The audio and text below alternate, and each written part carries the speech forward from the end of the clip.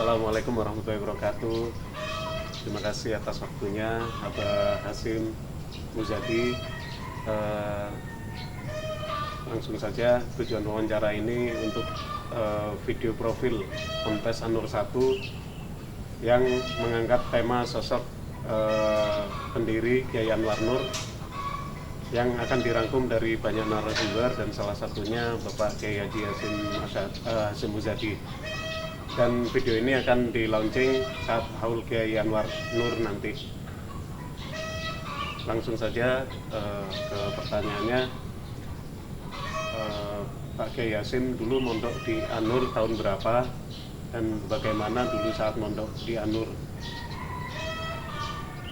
Dan sahabat-sahabat dulu yang ada di An-Nur, ini barangkali ada yang masih diingat, mungkin bisa diceritakan oleh Pak Kiai Hasim. Saya silaturahim pertama kali ke Al-Mukarram almarhum Kiai Anwar Nur kurang lebih tahun 75. Setelah berbicara panjang, saya diminta untuk mengajar tentang bahasa Inggris dan mengajar tentang tata negara.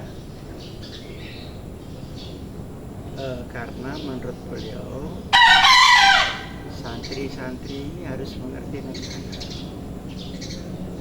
Atihu wal hubu tau'aman. Agama dan negara itu, kekuasaan adalah saudara kembar. Dan itu baru mungkin dilakukan kalau mengerti bahasa internasional. Maka saya mengajar di situ kurang lebih 3 tahun. Mengajar karena mengajar, jadi saya intensif ke pondok. Ketika itu saya sudah berada di Malang, tidak di Bulu Lawang lagi, karena sebelumnya saya di Malang. Kemudian setelah 3 tahun itu saya secara rutin silaturahim. Nah, silaturahim ini saya mendapatkan ilmu-ilmu kehidupan dari Kiai Anwar. Bukan fikih, bukan pula tafsir, tetapi ilmu bagaimana mengerti tentang kehidupan ini, tentang rahasia kodrat Allah, kehidupan kita, bagaimana cara menghadapi kenikmatan, menghadapi musibah, menghadapi tantangan, menghadapi perjuangan dan sebagainya. Sehingga isi dari pengajian yang selalu disampaikan ke saya, isinya adalah makna kehidupan dan perlunya perjuangan. Nah, oleh karenanya maka beliau memberikan teladan terhadap apa yang beliau ucapkan sendiri. Misalnya, orang hidup harus sederhana, dia tidak boleh berlebihan, karena berlebihan itu mengundang hawa nafsu. Nah, beliau contohkan bahwa beliau hidupnya memang sangat sederhana. Kemana-mana tidak pernah bawa uang beliau. Kalaupun membawa uang itu dibawa oleh santrinya untuk kebutuhan yang pas saja. Lalu bagaimana cara mensyukuri nikmat Allah? Beliau tidak lepas dari kata-kata alhamdulillah setiap detik. Alhamdulillah, alhamdulillah ini terus menerus. Saya tanya ketika itu, kenapa memilih alhamdulillah? Karena orang yang bersyukur itu sudah selesai segalanya. Kalau orang bersyukur, maka minta atau tidak, Allah akan memberi lebih. baik di dalam kehidupan, di dalam perjuangan maupun di dalam menata keluarga. Maka wiridan beliau selalu alhamdulillah. Jadi itu juga yang diberikan ke saya dari segi perjuangan. Misalnya saya diberikan bimbingan bahwa setiap mau mengambil keputusan itu harus memohon kepada Allah. Rabbana hablana min ladunka rahmah wa hayyi' lana min amrina. Jadi minta rahmat dan petunjuk untuk sebuah keputusan itu sangat penting. Insya Allah dengan Rabbana atina min ladunka rahmah hayyi' lana min amrina rasyada, tidak ada kesulitan yang tidak tembus. Sekalipun tembusnya tidak sekaligus, kadang ditunda, kadang apa, tapi tidak akan sampai jalan buntu. Mengingat perjuangan ini bukan kemampuan kita sendiri, tapi kemampuan hidayah dari Allah Subhanahu wa Ta'ala. Lalu beliau juga mengajarkan bagaimana merawat keluarga.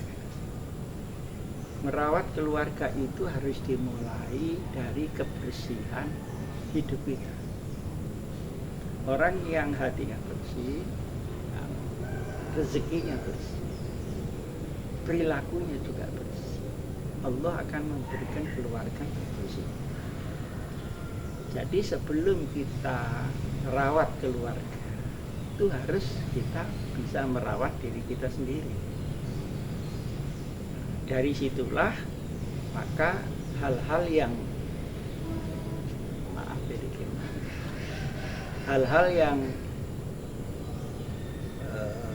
menyangkut keluarga, separuh masalah berada pada orang tua.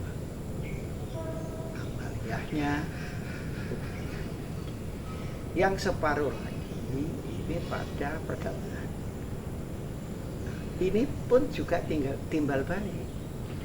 Kalau pergaulannya baik juga keluarga baik, tetapi kalau orang tua ini mendidik baik, dia akan memilih pergaulan yang baik. Jadi ini secara timbal balik antara kebersihan orang tua dengan masalah yang menyangkut keluarga.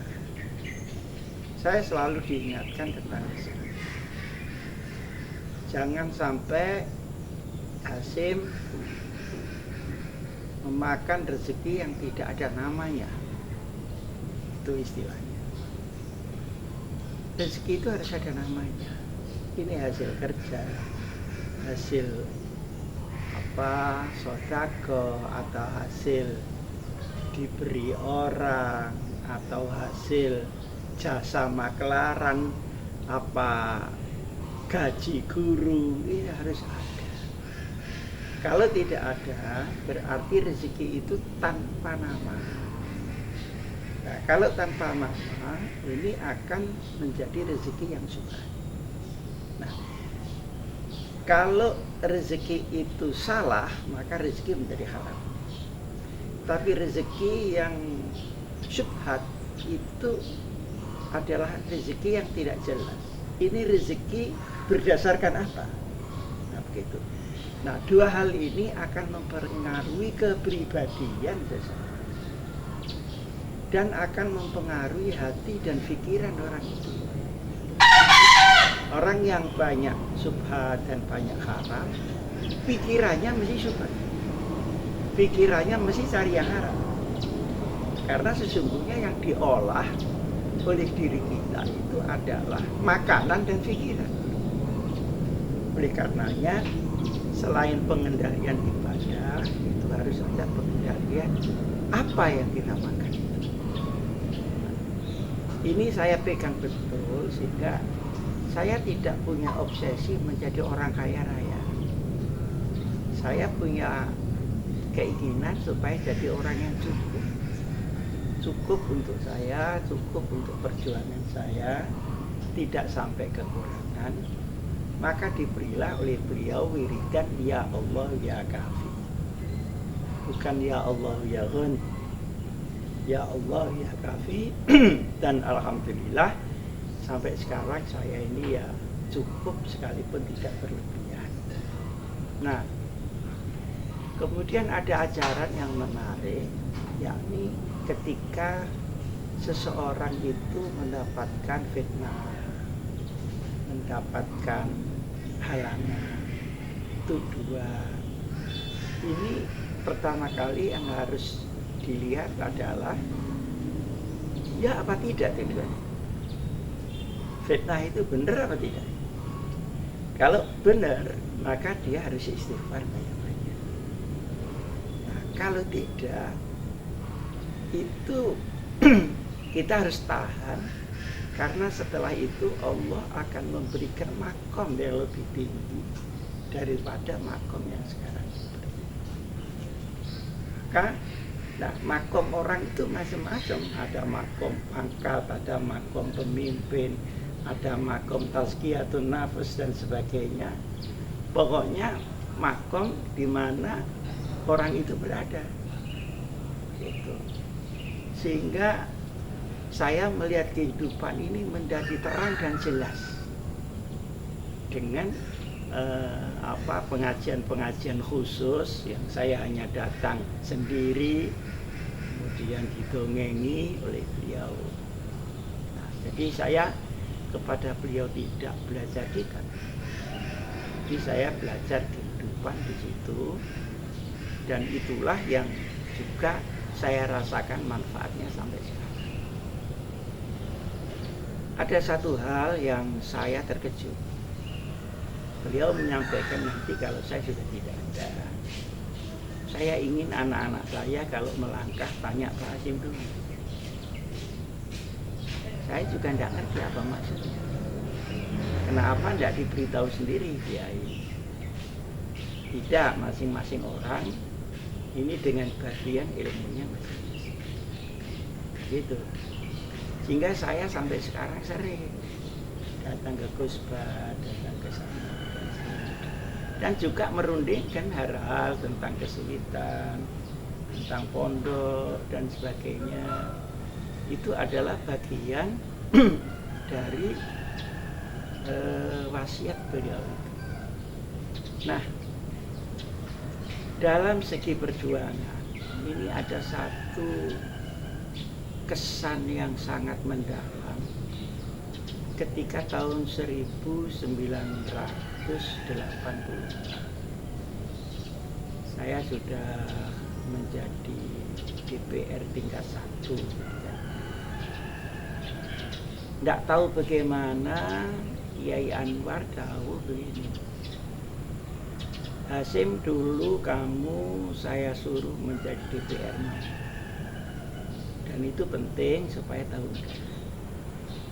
Nah, sekarang kalau kamu saya suruh berhenti, mau enggak?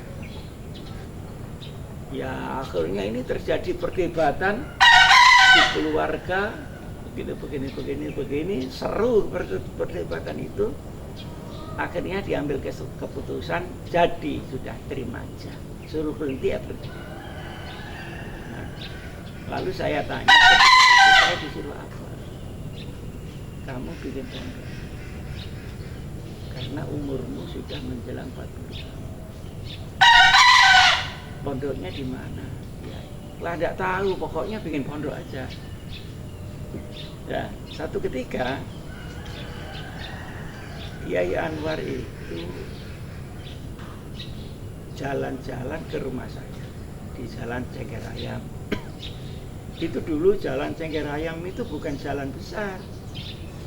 Dulu cuma rel kereta tebu aja di situ. Jadi namanya Gang Rel di situ tuh. Gang Rel. Nah, jalan-jalanlah ke utara dari rumah saya yang di Cengkerayam. Nah, persis di satu tempat. Nah, di sini besok pondoknya Hasyim di sini. Loh, ini milik siapa Kiai? Dia bilang gitu. Ya enggak tahu lah, pokoknya di sini nanti pondoknya. Enggak tahu bagaimana antara kurang lebih tanah yang ditunjuk oleh beliau ini diwakafkan ke saya untuk masjid. Hanya 800 meter, tak cukup. Sehingga kiri kanannya saya beli, maka jadilah Pondok Al-Hikam 1. Nah, sehingga dengan demikian saya beralih kehidupan itu karena beliau.